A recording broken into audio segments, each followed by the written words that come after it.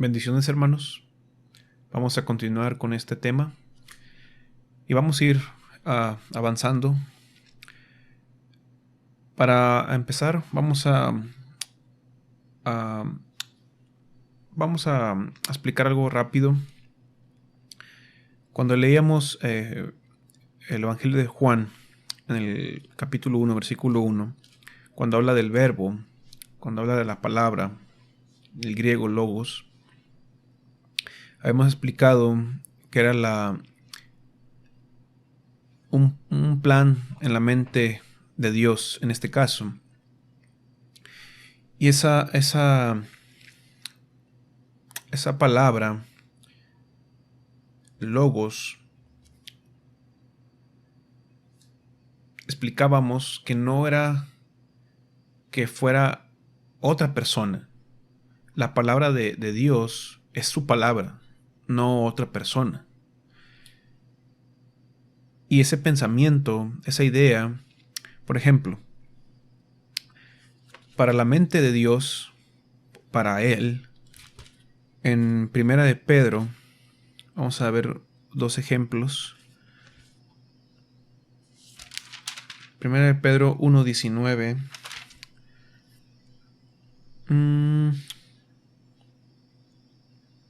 Dice: sino con la sangre preciosa de Cristo, como de un cordero, sin mancha y sin contaminación, ya destinado desde antes de la fundación del mundo, pero manifestado en los postreros tiempos por amor de vosotros.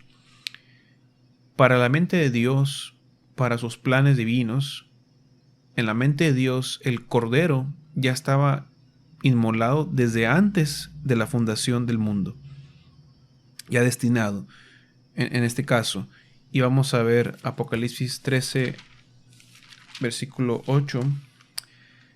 Dice: y la adoraron todos los moradores de la tierra, cuyos nombres no estaban escritos en el libro de la vida del Cordero, que fue inmolado desde el principio del mundo. ¿En dónde fue inmolado? ¿En dónde fue ya sacrificado? En la mente de Dios. Ya Él ya tenía de antemano ese plan, y esa acción, ese plan se manifestó. ¿En qué forma? Ya ese plan lo ejecutó y ya tuvo que haber, en este caso, carne. ¿Por qué? Porque Dios se manifestó en carne. Yo no sé cuál sea el problema, que la gente no pueda comprender eso. La Biblia lo declara, ya lo leímos. Y ese es un misterio. Más adelante vamos a hablar más de eso. Pero nomás era para aclarar esa parte sobre ese significado de esa palabra, del verbo.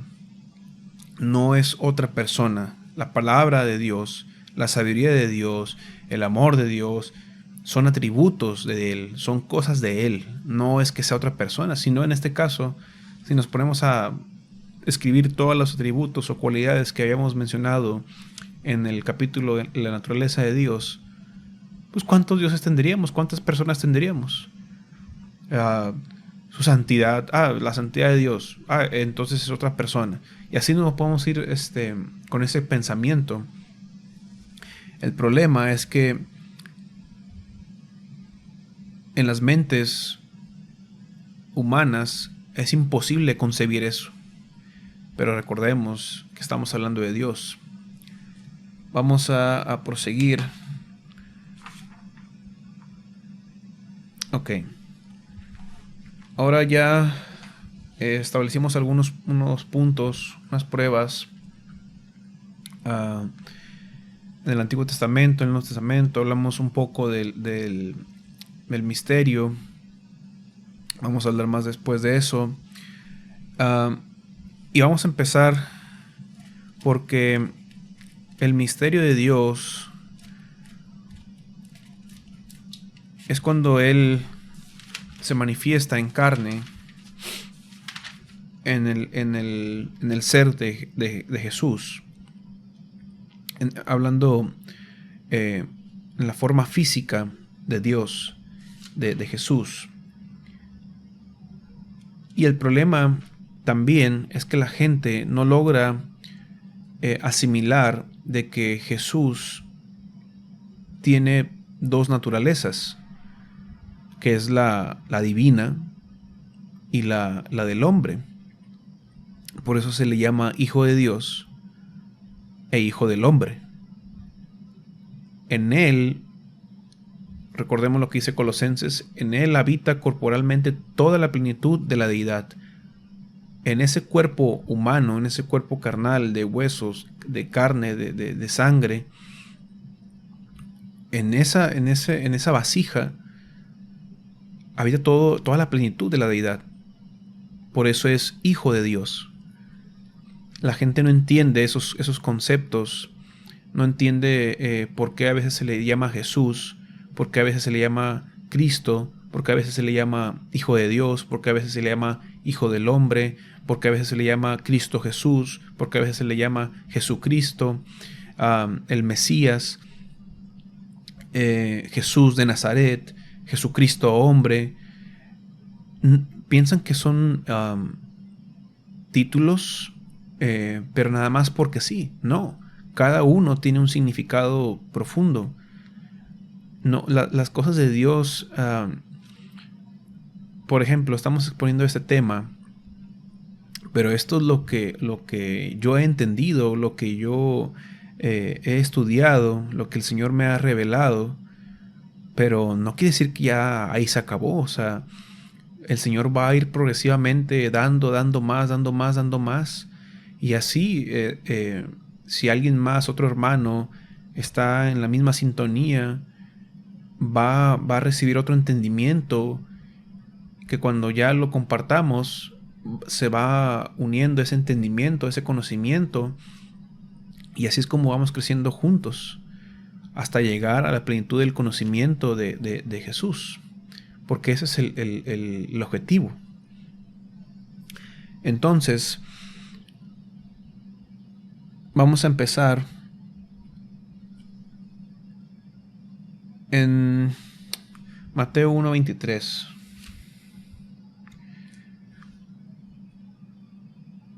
Dice, ya lo habíamos leído, dice: He aquí una virgen concebirá y dará a luz un hijo, y llamará su nombre Emmanuel, que traducido es Dios con nosotros. Esto es, se podría decir, pero créanme, tengo que repetirlo, porque la necedad hay que darle fuerte, porque es muy hemos establecido que los nombres en el Antiguo Testamento, en el tiempo bíblico de los antiguos, tienen un significado más que hoy en día. Antes se tenía el nombre por lo que la persona representaba. Por ejemplo, habíamos dicho Abraham era padre enaltecido, pero Abraham era padre de muchedumbres. ¿Por qué? Porque le cambió ese nombre, nada más por cambiárselo, no, por la promesa que le había hecho, que él iba a ser padre de muchedumbres. Y por eso agarró ese significado, ese nombre. Y aquí, ese ser que iba a nacer se iba a llamar Emmanuel, como estaba profetizado. ¿Y qué significa ese nombre? Dios con nosotros. Entonces, desde que María dio a luz, ya era Dios con nosotros. Ese bebé, ese pequeño, ese niño, ya era Dios en ese cuerpo.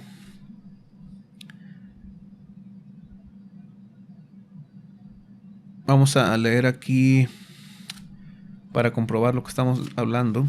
Hebreos 1:6. Y por favor, hermanos, tiene que quedar bien claro la idea de que la Biblia declara que solamente hay un Dios, el verdadero. No estamos hablando de dioses paganos, dioses falsos, dioses como dice la escritura, que el Dios del siglo, ya hemos leído ese pasaje con D minúscula.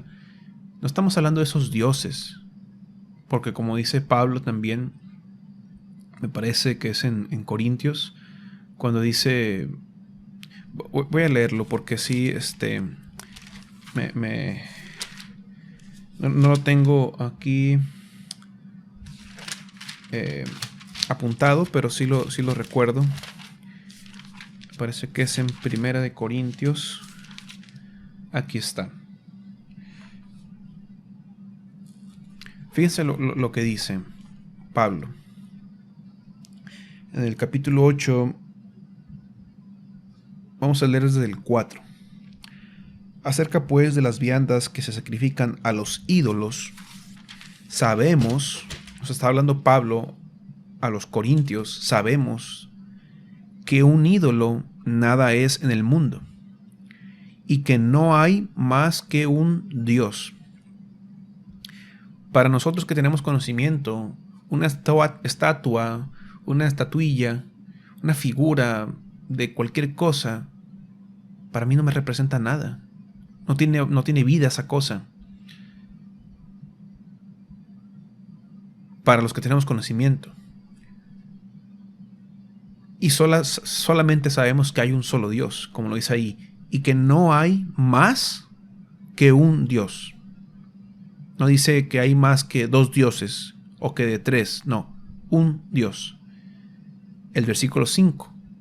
Pues, aunque haya algunos que se llamen dioses, con D minúscula, sea en el cielo o en la tierra, como hay muchos dioses y muchos señores, entre paréntesis, para nosotros, los que sabemos, sin embargo, solo hay un Dios, el Padre, del cual proceden todas las cosas, y nosotros somos para Él, y un Señor, Jesucristo, por medio del cual son todas las cosas, y nosotros por medio de Él. Nuestro Dios y es Señor. No son dos, es Dios y es Señor. Y vamos a ya establecer esa verdad. Vamos a proseguir con el capítulo que les había dicho. El paréntesis era ese, que ya definamos este principio que estamos estableciendo, que para nosotros, los que sabemos, solamente hay un Dios. Y ese Dios es Señor y Dios. Como Tomás dijo, Señor mío y Dios mío. Es el mismo. Para los que sabemos. Los que no saben tienen infinidad de dioses. Dice Hebreos 1:6, de lo que estábamos hablando en Mateo. Mas del Hijo dice: Tu trono, oh Dios, por el siglo del siglo, cetro de equidad es el cetro de tu reino. Vamos a leer también el 6, el versículo 6. Y otra vez, cuando introduce al primogénito en el mundo, dice: adórenle todos los ángeles de Dios. Ya escucho, mira, ahí dice los ángeles de Dios. ¿Cómo van a...? Ahí está el Hijo y ahí está Dios el Padre. Bueno, vamos a que sí. El que ignore, ignore. Dice la Escritura. Vamos a leer también aquí en Lucas. Estamos hablando del nacimiento, de que desde ese momento ya era Dios, desde ese pequeño niño, ese bebé, ese recién nacido. Lucas 2:26 dice, vamos a leer desde el 25. Y aquí había en Jerusalén un hombre llamado Simeón, y este hombre, justo y piadoso, esperaba la consolación de Israel, y el Espíritu Santo estaba sobre él. Y le había sido revelado por el Espíritu Santo que no vería la muerte antes que viese al ungido del Señor.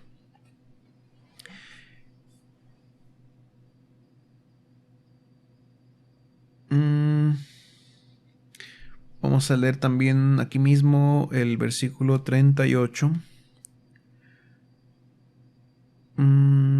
Está hablando de Ana. Y dice aquí en el 38: Esta, presentándose en la misma hora, daba gracias a Dios y hablaba del niño a todos los que esperaban la redención en Jerusalén. También vamos a leer Mateo 2:11.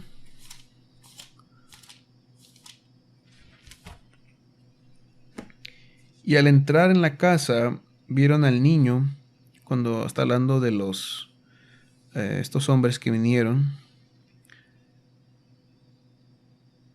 Dice el 11: y al entrar en la casa, vieron al niño con su madre María, y postrándose, lo adoraron, y abrieron sus tesoros, le ofrecieron presentes, oro, incienso y mirra. Imagínense esa escena donde llegan estos hombres a dar los regalos para un rey, viendo a un bebé. Ahí dice, vieron al niño con su madre María y se postraron y adoraron a ese niño. ¿Por qué? Porque ellos sabían quién era él. Ellos sabían. Vamos a ver también aquí en Lucas nuevamente.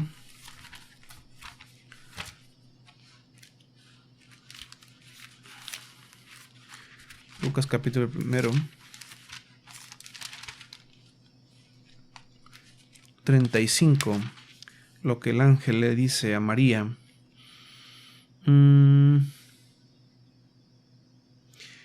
Respondiendo el ángel, le dijo: el Espíritu Santo vendrá sobre ti, y el poder del Altísimo te cubrirá con su sombra, por lo cual también el santo ser que nacerá será llamado Hijo de Dios.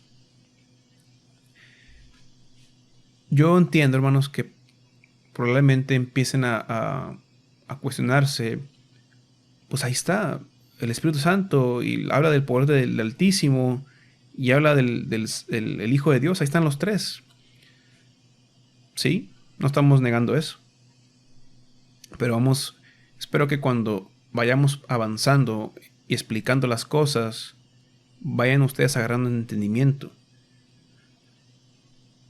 El santo ser que iban a ser, solamente hay un ser que es santo, santo, santo, será llamado Hijo de Dios. ¿Por qué? Porque desde ese momento ya era un ser santo, era Hijo de Dios. Entendamos qué significa Hijo de Dios, por favor.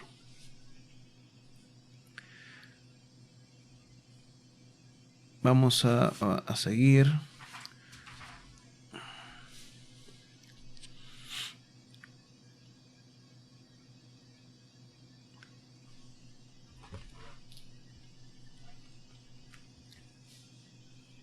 Me he quedado un poco asombrado. Lo escuché más de 4 o 5 veces, ese mismo argumento de que cómo era posible de que Dios, si es que vino, en el sentido de que si fuera que vino en carne o que vino a la tierra, cómo Dios dejó su trono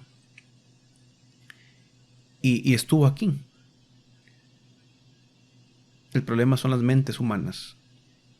Y me da un poco de risa porque cuando se argumenta eso, a los 4 o 5 minutos se habla de la omnipresencia. Pero no lo pueden juntar, no lo pueden asimilar.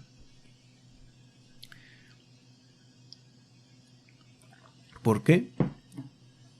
Porque no escuchan lo que están diciendo.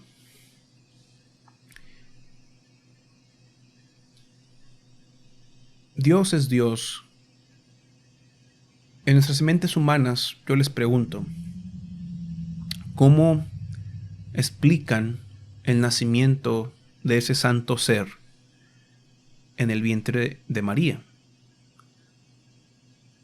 Como un ser espiritual, que es Dios, que Dios es espíritu, engendró a su Hijo por medio del vientre de María, de un ser carnal. ¿Cómo explican eso? A veces no podemos entender las cosas de Dios, pero debemos aceptarlas por fe. Yo no puedo explicar eso. Y reto a alguien que lo explique. ¿Cómo es posible de que aparezca la vida en el vientre de María porque sí? Cuando humanamente tiene que haber dos seres, tanto los únicos géneros que hay, hombre o mujer, lo que Dios creó. Sin esos dos géneros no puede haber vida, humanamente. Pero cuando hablamos de Dios, nuestra mentalidad debe de aceptar. No, a lo mejor no lo vamos a comprender, pero debemos de aceptarla por fe, como principio básico. Vamos a seguir adelante. Estos textos que hablamos era para establecer que desde que Él nació, ya era Dios. Se le postraron, se adoraron. ¿Cuál era su nombre? Es algo fundamental. Vamos a seguir. Y ahora sí vamos a tocar este versículo. Que honestamente, cuando yo escuchaba lo que les hablaba en los videos anteriores, me quedé esperando a ver a qué horas iban a decir ese texto. Y no. Y como muchos otros textos no citaron, porque tal vez puede ser que no los conocían, puede ser que sí los conocían, pero no los querían citar para no entrar en problemas. Pero no escuché 1 Timoteo 3:16, que ya lo leímos, que indiscutiblemente grande es el misterio de la piedad. Un misterio, en este caso, es musterión, en el griego, y significa algo escondido, algo hacía como una referencia a cuando alguien hace la señal de como cállate, no digas, como un secreto. Ese es lo que significaba esa palabra. ¿Cuál era ese misterio? Que Dios fue manifestado en carne. ¿Cómo comprende nuestra mente humana que sí, como dice la palabra, Dios es espíritu, es un ser omnipresente, omnipotente, omnisciente? ¿Cómo ese ser eterno que habita en luz inaccesible, que no tiene limitaciones, cómo ese ser se iba a manifestar en carne? Justificado en el Espíritu, visto de los ángeles, predicado a los gentiles, creído en el mundo y recibido arriba en gloria. Hermanos, el sacrificio perfecto era Jesús, era el Cordero. Y en la mente de Dios ya estaba ese plan, desde antes de la fundación del mundo. Porque como un ser omnisciente, Él sabía todo lo que iba a suceder. Y Él se proveyó de un Cordero. Me preparaste cuerpo. El Señor preparó esa vasija para aquel tiempo, para el tiempo cuando el Señor Jesús vino. No que era otra persona, sino que Dios mismo vendría y estaría ahí.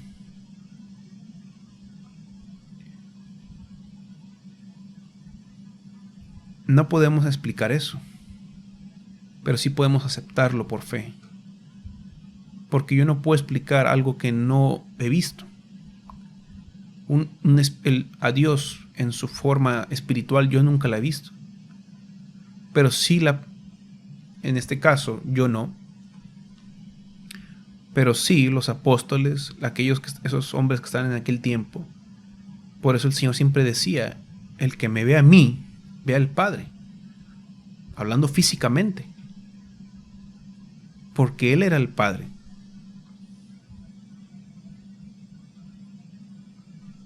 Y vamos a explicar más cosas adelante.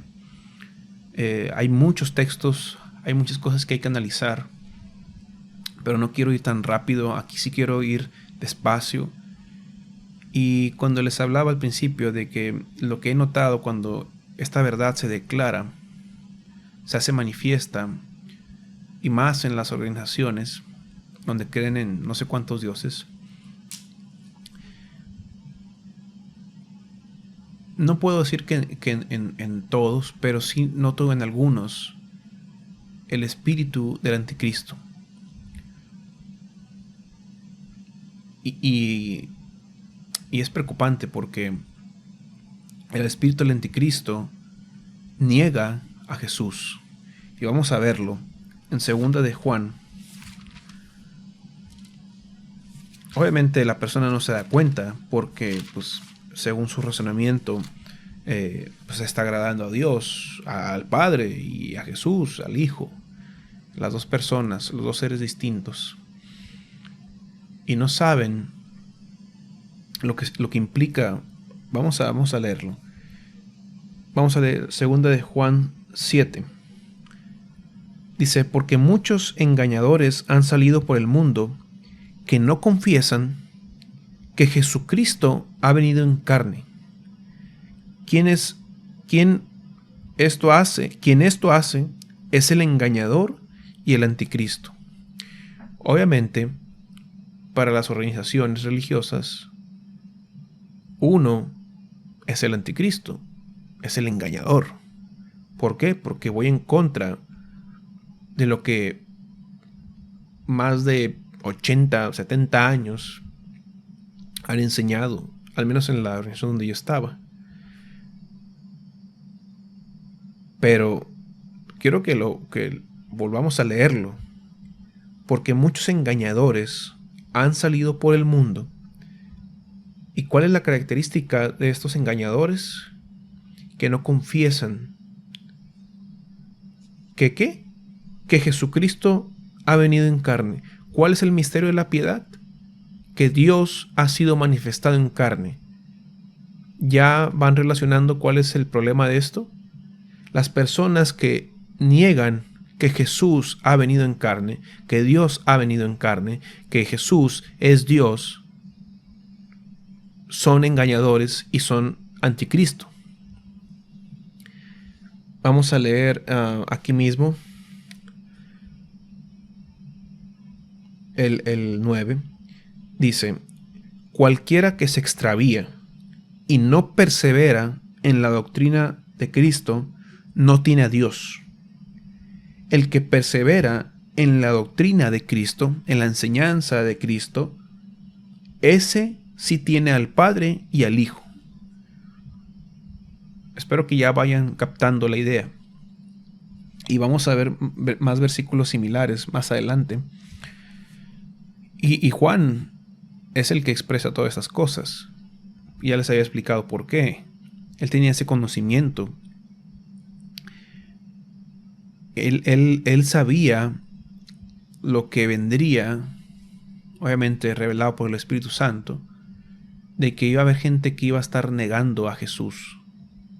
Obviamente, si yo pregunto, pues la gente va a decir, sí, yo creo que Jesús vino en carne. Sí, pero no lo relacionas también con 1 Timoteo 3:16, que dice que Dios fue manifestado en carne, el Verbo se hizo carne. ¿Cuál es el problema de todo esto? Que el único Dios del que hemos estado hablando todos estos capítulos, ese Dios que es un ser espiritual, se hizo carne. Y cualquiera que niegue eso, ya sabe qué tipo de espíritu trae. Pero según ellos, uno es el que está equivocado. Hay que discernir los espíritus. Yo escuché tremendas barbaries cualquier forma de evitar aceptar esta verdad, aunque se contradiga la escritura, aunque no se crea, y uno es el que está perdido, según ellos. Me doy cuenta que el enemigo ciega el entendimiento de quienes, de los incrédulos, para que no resplandezca la luz del Evangelio de Cristo, que es la imagen de Dios. Y ahí está. El problema es ese, que el enemigo se está regocijando de que ellos están cegados. ¿Por qué? Porque no conocen al Dios verdadero. Ese es su objetivo.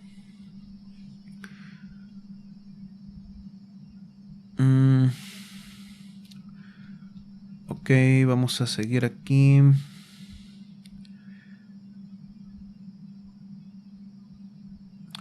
Aquí el problema, y a ver, vamos a ver si sigue.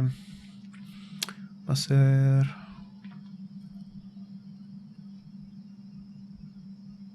Ok. El problema en los tiempos del Señor, cuando estaba caminando en esa tierra, leímos en Juan que a los suyos vino y los suyos no le recibieron. El pueblo que él había formado desde un principio, que le dio leyes, estatutos, mandamientos, fiestas, todo eso, esa gente que estaba según preparada, cuando vino Emanuel, cuando vino el Señor Jesús, no lo reconocieron.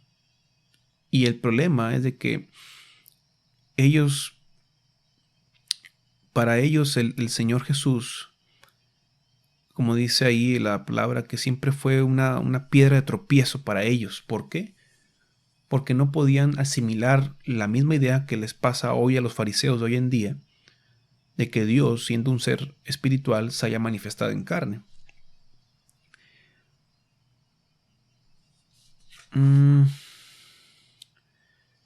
Y aquí voy a citar esto ya, porque vamos al libro de Juan, al Evangelio de Juan. Cuando escuché las enseñanzas estas, obviamente nada más se citan ciertos versículos, pero nunca se lee el contexto, el antes y el después de ese versículo, porque pues hay un orden, ¿verdad? Hay un orden. Más bien es un límite de tiempo. Un límite de tiempo para pues que la gente esté contenta y no se aburra, no se desespere. Pero nosotros aquí el tiempo no es ningún problema. Vamos a... Es que es interesante, porque aquí cuando quieres hablar de algo,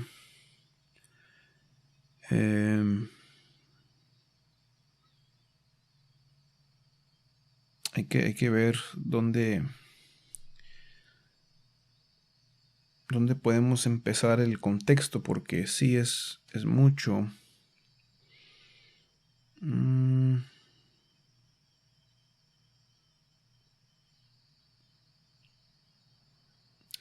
Vamos a leer el capítulo 10 de Juan, porque aquí el texto que la gente estaba citando era Juan 10:30. Y lo curioso es de que en la versión 1909, el Reina Valera, yo no sé por qué razón, la palabra que está ahí es: yo y el Padre somos una misma cosa. O somos una cosa, no recuerdo cómo dice. Una misma cosa. Sí, una misma cosa. Bueno, cosa, ¿qué es? Es cualquier cosa. Cuando leo el original, la forma en la que está escrita aquí en la 1960, es como es correcto. Yo y el Padre uno somos. No que seamos una cosa como si fuera cualquier cosa. Estamos hablando de Dios. Yo y el Padre uno somos. Vamos a llegar a ese texto, pero hay que leer todo el contexto. Y quiero hacerlo desde el 10 para que empecemos a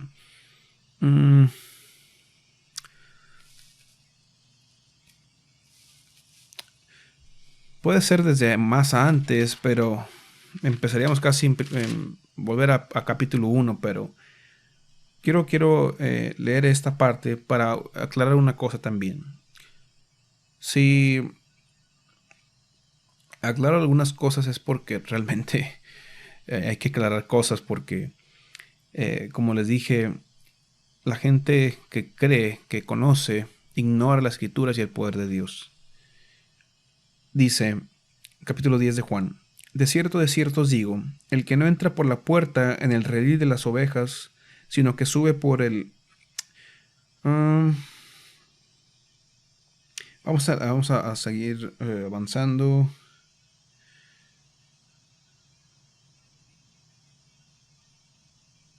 No, sí está bien, vamos a seguir leyendo. Otra vez.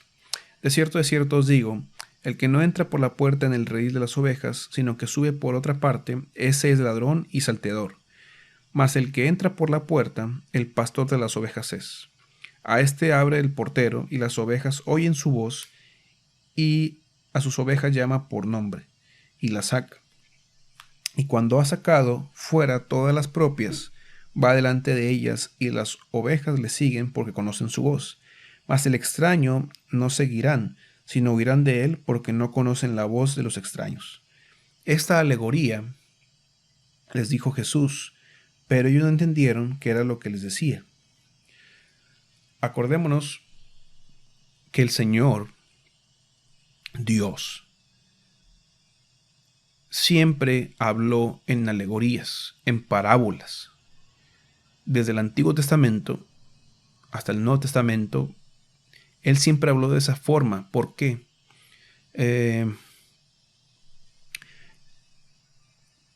Voy a buscarlo rápido. No recuerdo el texto, porque no lo tenía aquí apuntado. Pero me guía el Espíritu a decir eso porque hay que aclarar muchas cosas. Marcos 4. Aquí está.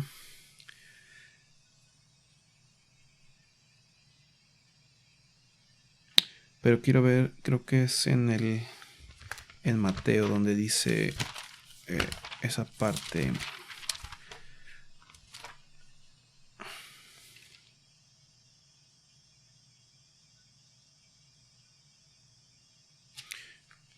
Aquí está, Mateo 13:34.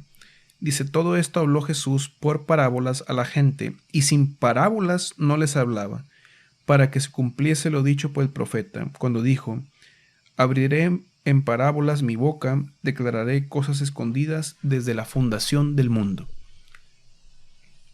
El Señor siempre habló de una manera metafórica, en parábolas, como dice aquí, lo que vamos a leer, en alegorías, para decir una verdad, pero no tan fácil, porque esto no es para todos.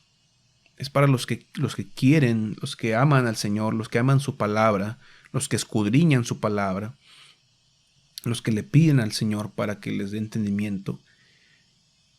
Y dice que aquí aquí lo vemos, déjame buscarlo otra vez, pero ahora el de Marcos, porque el de Marcos decía 4:33. Dice, con muchas parábolas como estas les hablaba de la palabra, conforme a lo que podían oír, y sin parábolas no les hablaba a la gente, aunque a sus discípulos en particular les declaraba todo. Entonces aquí en esta parte, a esta gente, los que le están hablando son a los fariseos, y dice que esta alegoría les dijo Jesús en Juan 10:6, pero ellos no entendieron qué era lo que les decía, porque no era para todos. En el 7 les dice, volvió pues Jesús a decirles, de cierto os digo, yo soy la puerta de las ovejas. Todos los que antes de mí vinieron, ladrones son y salteadores, pero no los oyeron las ovejas. Yo soy la puerta, el que por mí entrare será salvo, y entrará y saldrá y hallará pastos. El ladrón no viene sino para hurtar y matar y destruir. Yo he venido para que tengan vida y para que la tengan en abundancia. Yo soy el buen pastor. El buen pastor su vida da por las ovejas. Me acuerdo de ese salmo, creo que es el Salmo 23. Jehová es mi pastor, nada me faltará. ¿Quién es el buen pastor? Nuestro Señor Jesucristo. Mas el asalariado, y que no es el pastor, de quien no son propias las ovejas, ve venir al lobo y deja las ovejas y huye, y el lobo arrebata las ovejas y las dispersa. Así que el asalariado huye porque es asalariado y no le importan las ovejas. Yo soy el buen pastor y conozco mis ovejas y las mías me conocen. Aquí viene algo interesante, porque hay muchos versículos donde dice, por ejemplo, que Dios, el Padre, resucitó a Jesús de entre los muertos. Y la gente se burla y cuestiona, ¿dónde dice que Jesús ¿a poco se resucitó a sí mismo? Ignoran las escrituras, no leen, no saben, les falta leer un poquito más, que dice el versículo 15. Así como el Padre me conoce, y yo conozco al Padre, y pongo mi vida por las ovejas, dice, también tengo otras ovejas que no son de este redil. Aquellas también debo traer y oirán mi voz, y habrá un rebaño y un pastor. Por eso me ama el Padre, porque yo pongo mi vida para volverla a tomar. Ahora el 18. Nadie me la quita, sino que yo de mí mismo la pongo. Tengo poder para ponerla y tengo poder para volverla a tomar. Y pongan atención a esta frase. Este mandamiento recibí de mi Padre. Entonces, ¿cómo asimilamos de que si Jesús es el mismo Dios, es el mismo Padre, cómo puede decir que este mandamiento recibí de mi Padre? Hermanos, cuando estamos hablando de que Dios, créanme que vamos a ir avanzando y van a ir entendiendo más. Si es que Dios tiene misericordia, porque Él ve los corazones. Y si tú estás aquí viendo este video para ver qué dice este hombre y ver en qué se equivoca y todo eso, créeme que vas a seguir ciego. Pero si tú estás con un corazón humilde, manso, que está ansioso de escuchar, de tener hambre, tener sed de la palabra, y si pides al Señor, muy probablemente te dé entendimiento. El que Dios haya manifestado en carne y que vino en condición de hombre, vino Jesús en carne, Jesús se manifestó en carne. Como decíamos, Él tiene vamos a llamarlo, Él tiene dos roles, como Dios y como hombre. Y como Dios, cuando dice que ese mandamiento recibió de su Padre, está hablando de que como Él, como Dios, Él se quedó con ese atributo. Dice, nadie me la quita, la vida, sino que yo de mí mismo la pongo. Tengo el poder para ponerla y también tengo el poder para volverla a tomar. Pero no comprenden esas cosas. Dice, volvió a haber disensión entre los judíos por estas palabras. O sea, cuando el Señor declara en una forma de que Él es Dios, pues los judíos se alborotan y empiezan a disensión, empiezan a discutir, a pelear, a cuestionarse. Es lo que pasa hoy en día. Yo he visto las reacciones, me ha tocado verlas en persona y sí, empiezan así a empezar a discutir y les altera esta verdad. Dice, muchos de ellos decían, demonio tiene. Fíjese lo que le decían al Señor, al mismísimo Dios. Demonio tiene y está fuera de sí. ¿Por qué le oís? Decían otros, estas palabras no son de endemoniado. ¿Puede acaso el demonio abrir los ojos de los ciegos? O sea, vean que entre los mismos judíos, pues no se ponen de acuerdo. Lo mismo que veo yo hoy en día. Entre las mismas organizaciones no se ponen de acuerdo. Unos decían, pues sí, ¿cómo? Si no tienen demonio, porque ¿a poco el demonio puede dar vista a los ciegos? Pues no, pero seguían sin creer. Ahora seguimos al 22. Celebrábase en Jerusalén la fiesta de la dedicación, era invierno. Y Jesús andaba en el templo por el pórtico de Salomón. Y esta gente, de veras, siempre cuando lo leo, la gente con la que tuvo más problemas, el mismo Señor, el mismo Dios, era con los que eran suyos, su pueblo. Gente entendida, conocedora de la Torá, de las Escrituras, y fue con los que más tuvo problemas. Como hoy todos los religiosos, fariseos, intérpretes de la ley, que creen conocer las Escrituras, y el Señor hace cuenta que estamos viviendo lo mismo hoy en día.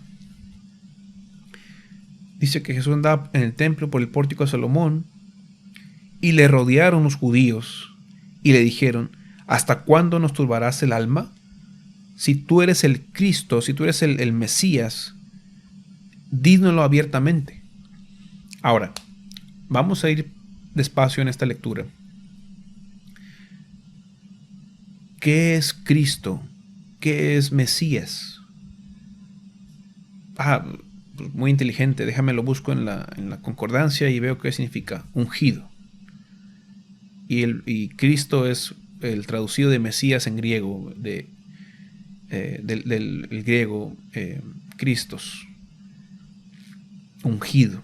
¿Pero ungido qué? No. Ellos sabían qué significaba eso.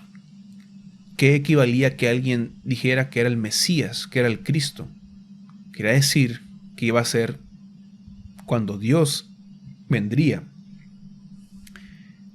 O sea, lo que les estaba diciendo los judíos era, si tú eras el que ibas a venir, como le preguntaron los discípulos de Juan, perdón, si tú eres el que ibas a venir, ya dínoslo, o sea, abiertamente, o sea, no hables en parábolas, en alegorías, porque sabían cómo hablaba él.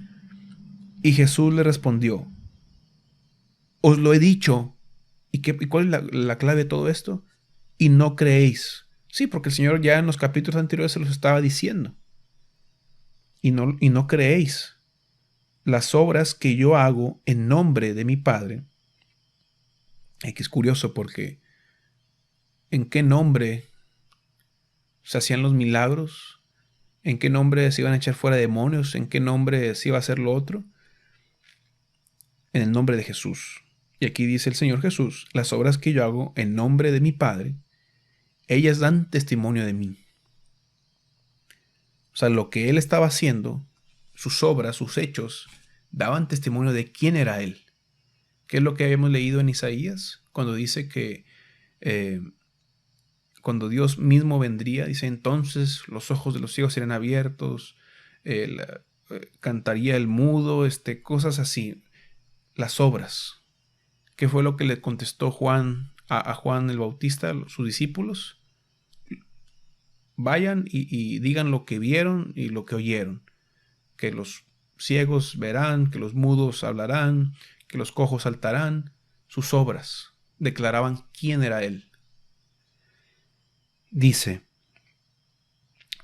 mis obras, lo que yo hago, dan testimonio de mí. Pero vosotros no creéis, porque no sois de mis ovejas, lo que les estaba diciendo anteriormente. Como os he dicho. Dice, aquí fíjense bien, despacio. mis ovejas, está hablando del Señor Jesús, oyen mi voz y yo las conozco y me siguen. Y yo les doy vida eterna y no perecerán jamás, ni nadie las arrebatará de mi mano. El Señor Jesús está diciendo esto. Mis ovejas oyen mi voz y yo las conozco y me siguen. Y yo les doy vida eterna. Y no perecerán jamás, ni nadie las arrebatará de mi mano. Escuchen el siguiente. O léanlo, porque a todo esto tienen que estar leyendo sus escrituras para comprobar que lo que se está hablando es cierto. Mi Padre, el versículo 29, que me las dio, es mayor que todos. Ahí está. El Padre es mayor. Sí. Dios en toda su gloria es mayor que Dios sin su gloria. Mi Padre que me las dio es mayor que todos, y nadie las puede arrebatar de la mano de mi Padre. El Padre que se las dio a Jesús, y dice que las ovejas, en el versículo 28, dice que nadie se las arrebata de su mano, de Jesús, pero luego el versículo 28 dice, el 29, dice que nadie las puede arrebatar de la mano de mi Padre. Ahora, esto le está diciendo a los judíos. Y les dice algunos van a decir juego de palabras, pero le está declarando una verdad. Y que si ahorita a la gente carnal, si yo le estoy diciendo esto, ¿qué va a estar pensando? ¿O qué se va a estar figurando en sus mentes? Pues lo mismo que han estado declarando. Dos personas, dos seres. Mira, ahí está el Padre y ahí está el Hijo.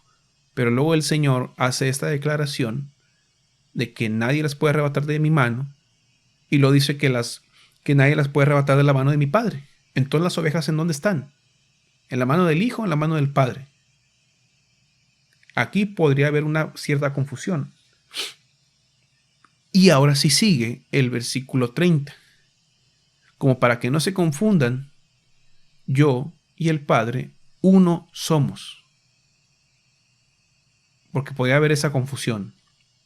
Y hay varias partes, varios versículos donde cuando pareciera que está diciendo dos personas, el escritor aclara, pero Dios es uno.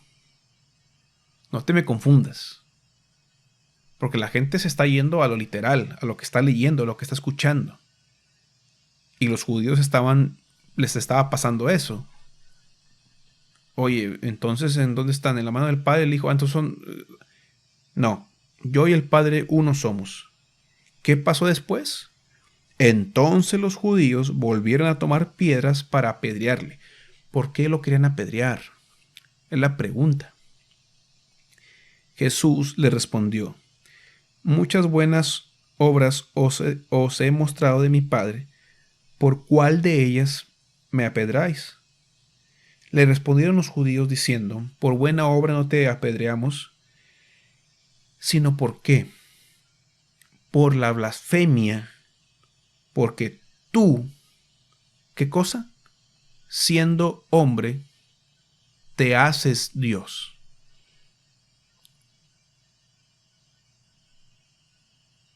Vean la declaración de los judíos. Ellos que solamente hasta el día de hoy creen en un solo Dios, pero no creen que Jesús es ese Dios, que Jesús fue el que se manifestó en carne, que Dios se manifestó en carne en el nombre de Jesús.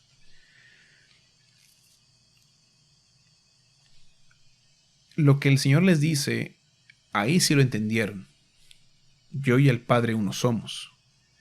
Y esta gente, entendiendo en su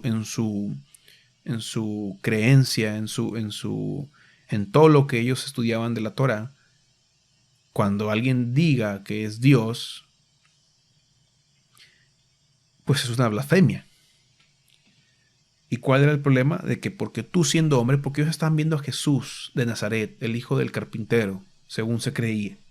Ellos estaban viendo a ese hombre, pero ese hombre le estaba diciendo una verdad y ellos no pueden entender, no lo veían, que ahí estaba el Padre enfrente de ellos.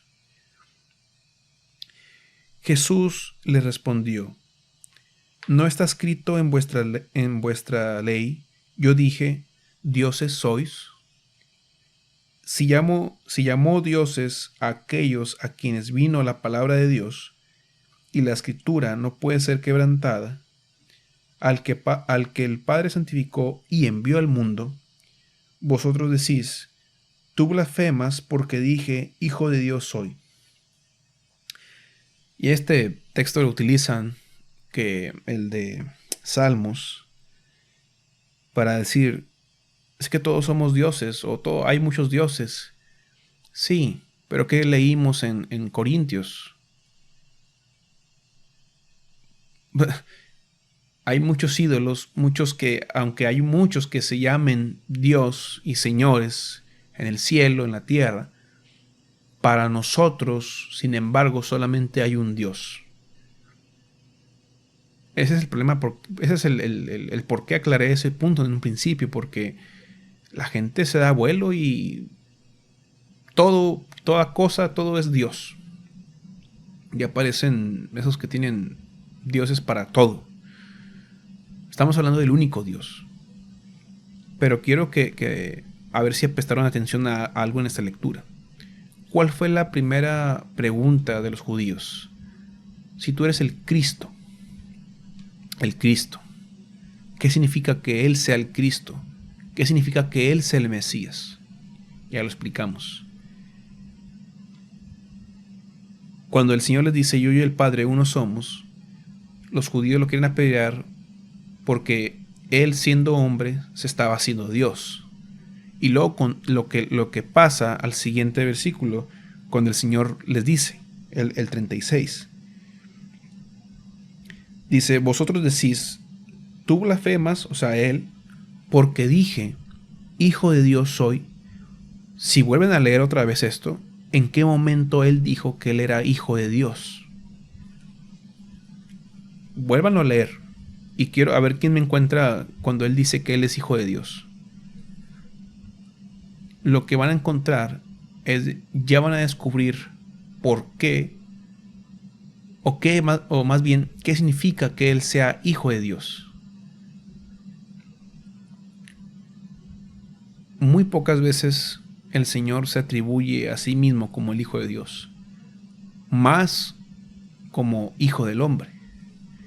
Pero en las pocas veces que Él se atribuye como Hijo de Dios, o que otras personas o otros seres, en este caso los demonios, le dicen, tú eres el Hijo de Dios, el Señor los reprende y los calla, y que no nos hubiesen diciendo.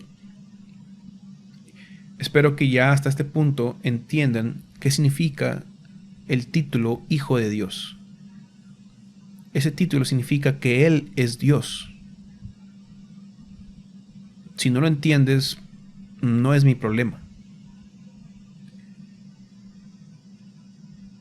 Como yo les dije en un principio y se lo vuelvo a repetir, aunque yo explique, o el que sea que explique lo que está escrito y este misterio, si Dios no se lo revela, no podemos hacer nada.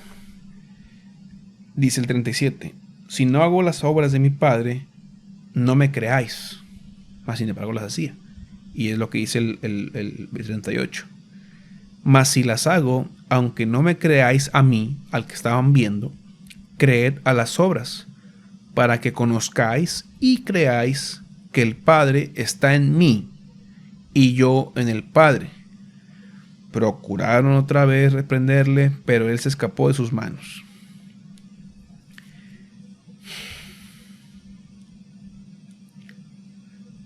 Entonces, ese es el contexto de yo y el Padre uno somos. Le preguntaron, ¿eres tú el Cristo? Él dijo, yo y el Padre uno somos. Ellos entendieron lo que estaba diciendo. Y el Señor les dice, me quieren apedrear porque dije, Hijo de Dios soy. Entonces ya vayamos entendiendo los conceptos. Ah, vamos a leer aquí.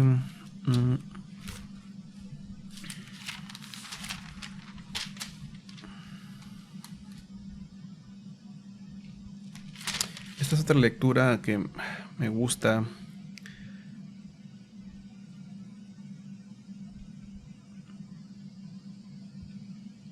Vamos a leerla. Y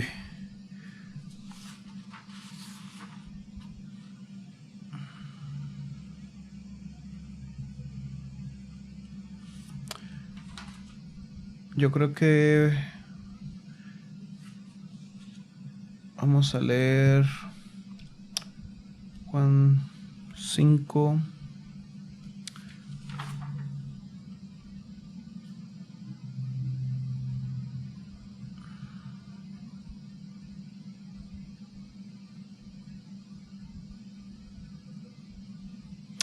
Sí, vamos a avanzar. Va a ser un poquito más de una hora, pero vamos a terminar esta porción para esta noche. Nada más voy a hacer esta parte. Aquí ya son las 12 de la noche. Dice, porque quiero que se lea todo el contexto de esta parte. No me gusta más citar un texto y ya. En especialmente los que son más entre comillas controversiales. Juan 5, capítulo 5, versículo 1, dice: después de esas cosas había una fiesta de los judíos y subió Jesús a Jerusalén. Y hay en Jerusalén, cerca de la puerta de las ovejas, un estanque llamado en hebreo Betesda, el cual tiene 5 pórticos. En estos yacía una multitud de enfermos, ciegos, cojos y paralíticos, que esperaban el movimiento del agua, porque un ángel descendía de tiempo en tiempo al estanque y agitaba el agua, y el que primero descendía al estanque, después del movimiento del agua, quedaba sano de cualquier enfermedad que tuviese. Y había ahí un hombre que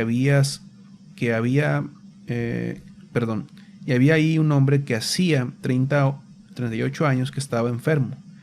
Cuando Jesús lo vio acostado y supo que llevaba ya mucho tiempo así, le dijo: ¿quieres ser sano? Señor, le respondió el enfermo, no tengo quien me meta en el estanque cuando se agita el agua, y entre tanto que yo voy, otro desciende antes que yo. Jesús le dijo: levántate, toma tu lecho y anda. Y al instante aquel hombre fue sanado y tomó su lecho y anduvo. Y aquí me da risa porque dice el siguiente renglón: y era día de reposo aquel día. Hay muchos problemas con ese día, hoy en día. Entonces los judíos dijeron a aquel que había sido sanado: es día de reposo. Hay muchos que son muy celosos del día de reposo. Muchos judíos, muchos fariseos.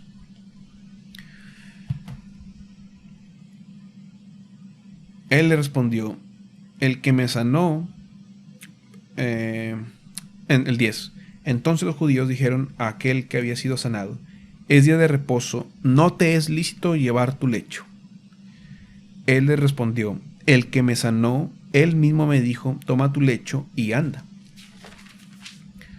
Entonces le preguntaron: ¿quién es el que te dijo toma tu lecho y anda? Y el que había sido sanado no sabía quién fuese, porque Jesús se había apartado de la gente que estaba en aquel lugar. Después la halló Jesús en el templo y le dijo: mira, has sido sanado, no peques más, para que no te venga alguna cosa peor. El hombre se fue y dio aviso a los judíos que Jesús era el que le había sanado. Y por esta causa los judíos perseguían a Jesús y procuraban matarle. ¿Por qué? Porque hacía estas cosas en el día de reposo. Quebrantaba el día de reposo el Señor Jesús, según estos. Y Jesús le respondió: mi Padre hasta ahora trabaja y yo trabajo. Por esto los judíos aún más procuraban matarle, porque no solo quebrantaba el día de reposo, sino que ¿qué? También decía que Dios era su propio Padre, haciéndose igual a Dios. Fíjense el significado de esto. Cuando dice que mi Padre, cuando él habla del Padre, en este caso dice, hasta ahora trabaja y yo trabajo, que era lo que entendían los judíos, que era, y eso estaba correcto. Dice, por esto los judíos querían matarle, no tan solo por el día de reposo, sino que también decía que Dios era su propio Padre. ¿Y qué significaba eso? Haciéndose igual a Dios. No otro ser, no otra persona, no alguien parecido, no. Igual a Dios. Entonces ya esperando que a la luz de las escrituras, que las escrituras se interpreten a sí mismas, no que yo dé mi interpretación. ¿Qué significa el título Hijo de Dios? Que Él es Dios. ¿Qué significa cuando Él habla del Padre? Como dice aquí, cuando Jesús dice que Dios es su Padre, ¿qué significa eso? Que Él es igual a Dios, porque Él es Dios, el único, no otro.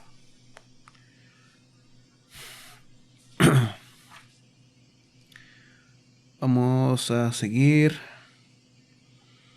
Vamos a ver aquí, nada más quiero checar aquí rápido.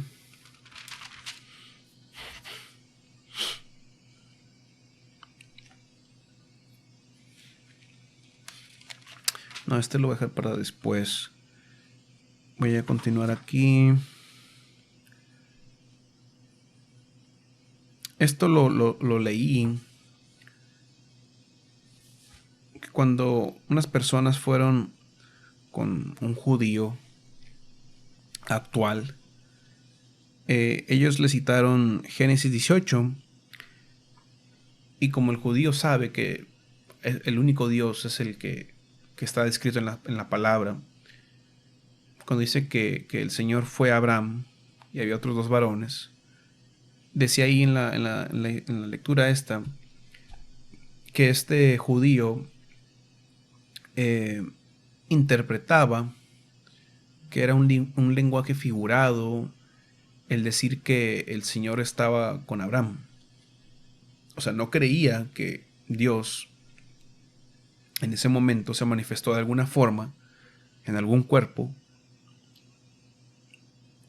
no en el cuerpo de Jesús. ¿Por qué? Porque no había nacido el Hijo. Se manifestó de alguna otra forma, porque Él es Dios, no está limitado a un solo cuerpo. Ya habíamos visto todo eso en el capítulo 2. Y según esto, cuando a esta persona le citaban, a este judío, por ejemplo, lecturas como Isaías capítulo 7, vamos a leerlo aquí rápido.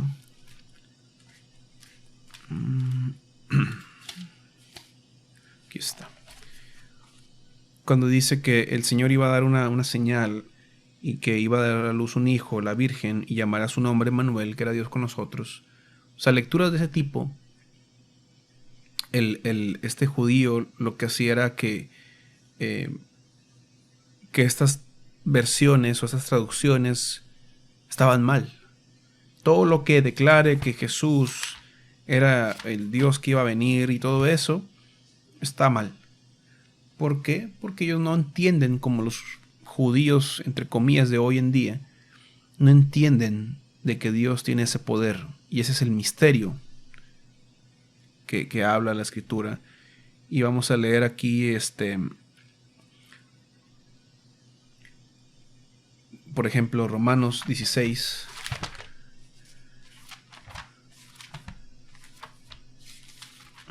El último capítulo dice, el 25, versículo 25 dice: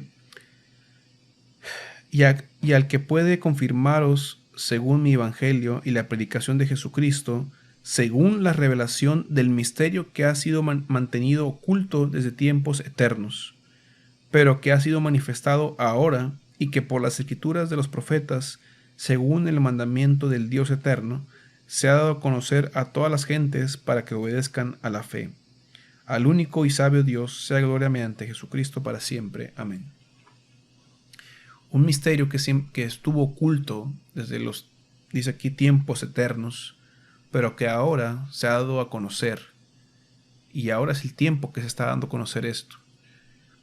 Dirán, lleva mucho tiempo, sí, pero siento, es un sentimiento personal, que en estos tiempos este misterio, esta verdad, va a tener más peso, va a tener más consecuencias, va a tener más, digamos, por decir una palabra, más problemas, porque justamente en esos tiempos el nombre de Jesús ya está siendo un tema de, se los comentaba la vez pasada, que en esta plataforma muy famosa, ya el decir algo de Jesús ya se toma como un discurso de odio.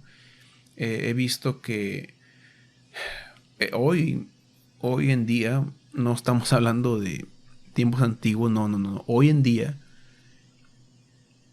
hay muchos cristianos que mueren en el nombre de Jesús por los otros del Dios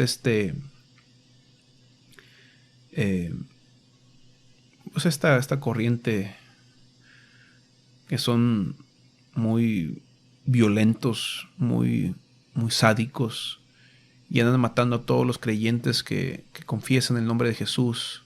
Todos los cristianos allá en Medio Oriente están muriendo. Mucha gente que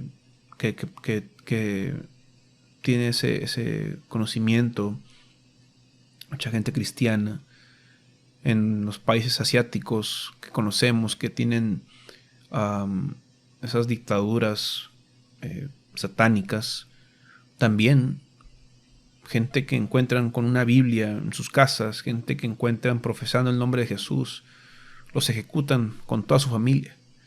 Estamos hablando de hoy en día, no antes y todo eso, no, hoy en día. Ahorita estamos al menos nosotros estamos en esta nación donde no hemos llegado a ese punto. Pero si llegamos a ese punto, pues ahí se va a probar a la gente que profesa este nombre. Y está escrito, el Señor lo dijo, que íbamos a padecer por este nombre, por estar confesando al único Dios, a nuestro Señor Jesucristo. Vamos a leer también Colosenses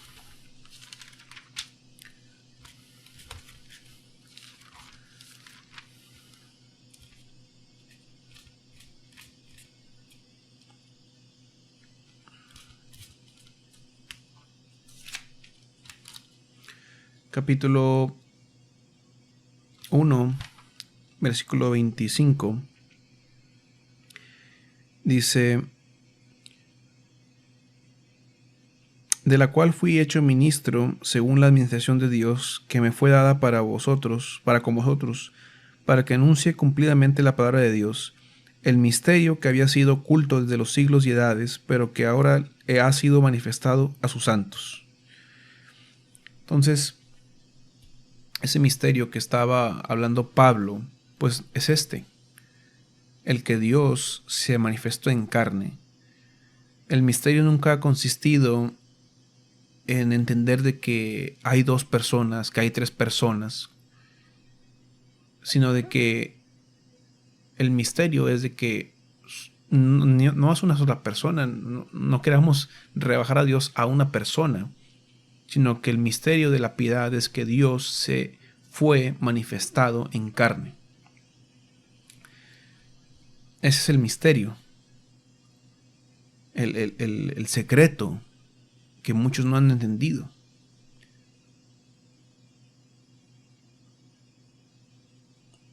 Vamos a leer aquí.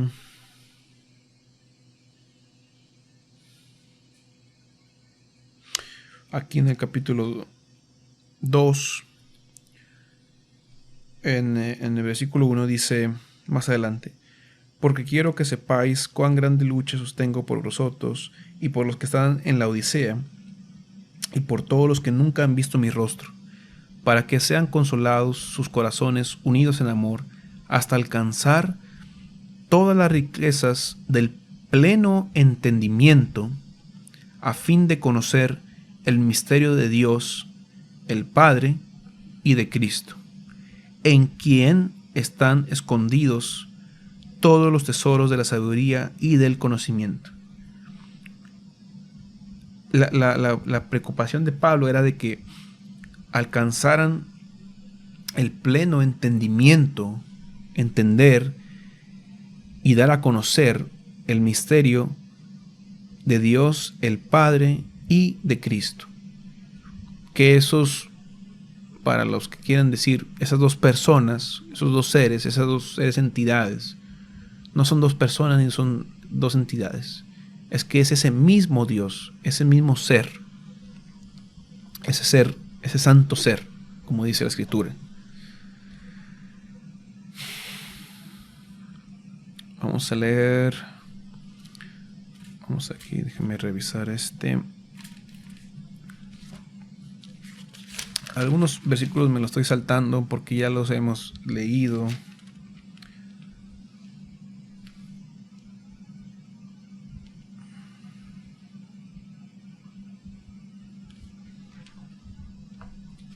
Dice aquí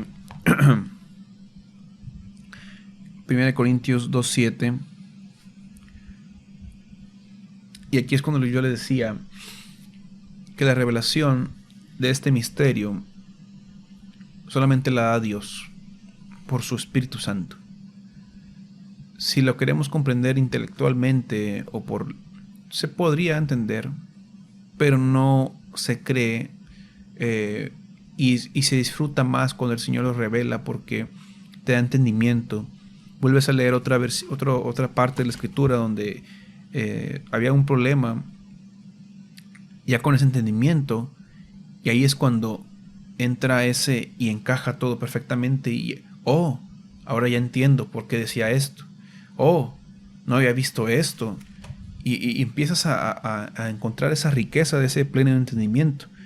Dice aquí en 1 Corintios 2:7: mas hablamos sabiduría de Dios en misterio, la sabiduría oculta, la cual Dios predestinó antes de los siglos para nuestra gloria, la que ninguno de los príncipes de este siglo conoció, porque si la hubieran conocido, si los judíos hubieran conocido esa sabiduría, ese misterio, nunca habrían crucificado al Señor de gloria.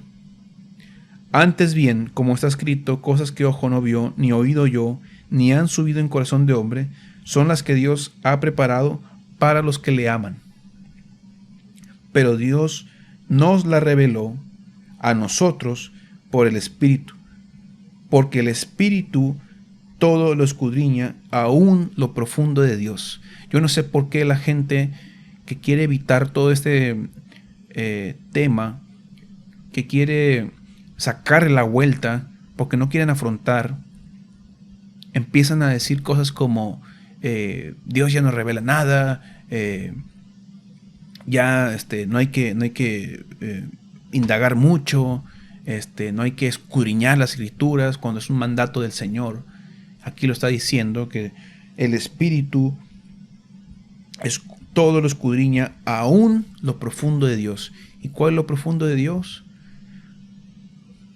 Su misterio. Aquí lo dice, lo estamos leyendo.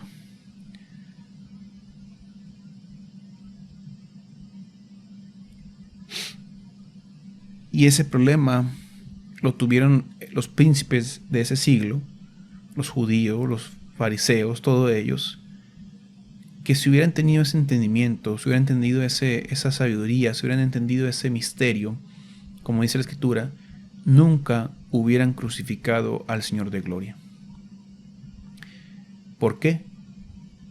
Porque nunca hubieran hecho lo que hicieron con Dios, porque Él era Dios el que vino. Ahora habrá muchas preguntas, pero si era Dios entonces murió, si era Dios esto, si era Dios el otro. Sí, dice la Escritura en el Apocalipsis, es algo fuerte, pero sí, aquí lo dice, Él lo declara. Cuando le vi, caí como muerto a sus pies. Capítulo 1 de Apocalipsis, versículo 17.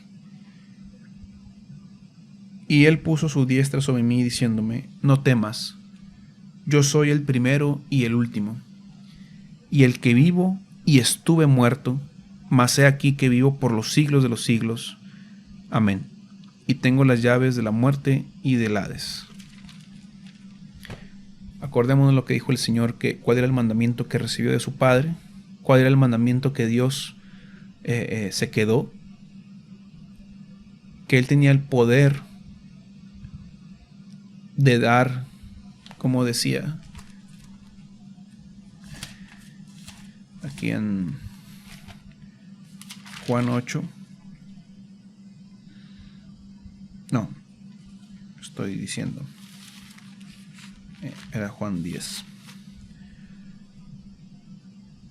Nadie me la quita, sino que yo de mí mismo la pongo. Tengo poder para volverla, tengo poder para ponerla y tengo poder para volverla a tomar.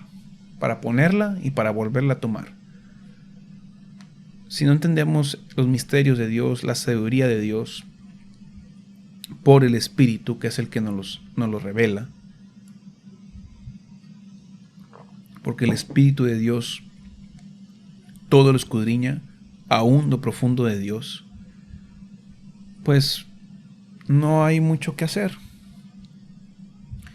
No hay mucho que hacer, porque si tú no te humillas, si no desechas lo que... Es que ese es el problema. Cuando una persona trae todo su costal de creencias, de ideologías, de paradigmas, y empieza a afrontar la palabra como es, le va a ser muy difícil. Le va a ser muy difícil. Hasta se va a enojar, se va a molestar, porque es el problema de cargar con tantas cosas, tantas creencias, ideologías, por amor a la tradición, porque así me enseñaron, así es y así será. Seguramente que sí. Vamos a terminar aquí con 2 textos más. Nada más rápido, necesito revisar aquí.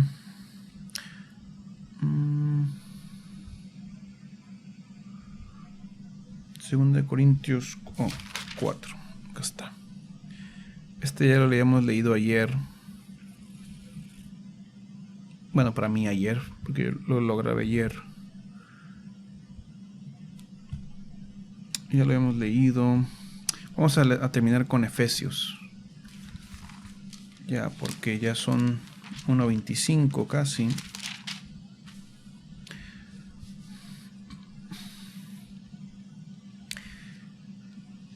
¿Cuál es el misterio de Dios? Vamos a leer aquí desde el 3, Efesios 1:3.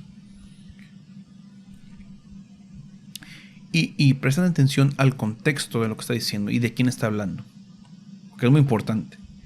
Dice: bendito sea el Dios y Padre de nuestro Señor Jesucristo. Está hablando de Dios y el Padre. Dios y Padre. Que nos bendijo con toda bendición espiritual en los lugares celestiales en Cristo, según nos escogió el Padre en Él antes de la fundación del mundo, para que fuésemos santos y sin mancha delante de Él, en amor, habiéndonos predestinado para ser adoptados hijos suyos por medio de Jesucristo, según el puro afecto de su voluntad, para alabanza de la gloria de su gracia, con la cual nos hizo aceptos en el amado, en quien tenemos redención por su sangre. Ya habíamos leído Hechos 10:28, si no me equivoco, donde decía que la iglesia de Dios, la cual él ganó por su propia sangre. Aquí está otro texto que está confirmando eso. En quien tenemos redención por su sangre, el perdón de pecados, según la riqueza de su gracia, que hizo sobreabundar para con nosotros en toda sabiduría e inteligencia, dándonos a conocer el misterio de su voluntad, según su beneplácito, el cual se había propuesto en sí mismo, de reunir todas las cosas en Cristo, en la dispensación del cumplimiento de los tiempos, así las que están en los cielos como que están en la tierra. En él, asimismo, tuvo herencia, habiendo sido predestinados conforme al propósito del que hace todas las cosas según el designio de su voluntad, a fin de que seamos para alabanza de su gloria, nosotros los que primeramente esperábamos en Cristo. En él también vosotros, habiendo oído la palabra de verdad, el evangelio de vuestra salvación, y habiendo creído en él, fuisteis sellados con el Espíritu Santo de la promesa. Dice que es las arras de nuestra herencia hasta la redención de la posesión adquirida para alabanza de su gloria. Está hablando en todo esto de Dios y Padre de nuestro Señor Jesucristo. ¿Cuál es el misterio de su voluntad que Él se propuso hacer en sí mismo, a sí mismo, de reunir todas las cosas en Cristo? De habitar corporalmente en Él, de hacer esa obra redentora, y que por su propia sangre, la sangre de Dios, el perdón de pecados, según la riqueza de su gracia, ese es el misterio de su voluntad, que se propuso en sí mismo, el único Dios. Cuando dice en Isaías que por mí mismo hice juramento, que a mí se doblará toda rodilla, y que en el nombre de Jesús se doblará toda rodilla, como dice Pablo, donde se lo atribuye a Él. Hermanos, Él es el único Dios. El problema de la gente que, pues lo único que hay es de que, pues, estamos dando a revelar lo que realmente hay dentro de las personas. Y puede ser que estén engañados. Puede ser que el espíritu del anticristo esté en ellos porque están negando a Jesús. Unos niegan que Jesús ha venido en carne, que Dios ha sido manifestado en carne cuando la Biblia lo describe. Otros sí se enojan cuando dices que Jesús es Dios y dicen, no, Jesús no es Dios. Y otros, pues, un poquito más cerca de la verdad, donde dicen que sí, Jesús es Dios porque las Escrituras lo declaran, pero siguen pensando en dos dioses, en dos personas, dos seres distintos. Y hasta ahorita, pues, vamos a parar aquí para ya cumplir con esta parte. En la próxima parte vamos a hablar cómo Jesús, pues, es el Padre, que Jesús es el Dios del Antiguo Testamento, Jehová. Vamos a hablar de algunos textos comparativos. Vamos a ver si tratamos de avanzar, pero como les dije, hay que ir detenidamente para ir entendiendo este tema, porque se los digo, se los confieso, es a veces difícil de explicar. Yo lo creo por fe, pero no por eso no lo estudio, no lo entiendo. Lo trato de acomodar todo, pero sí es difícil a veces explicar ciertas cosas. Pero vamos a parar por este momento, y que la paz de Dios, de nuestro Señor Jesucristo, y la gracia esté con ustedes. Bendiciones, hermanos.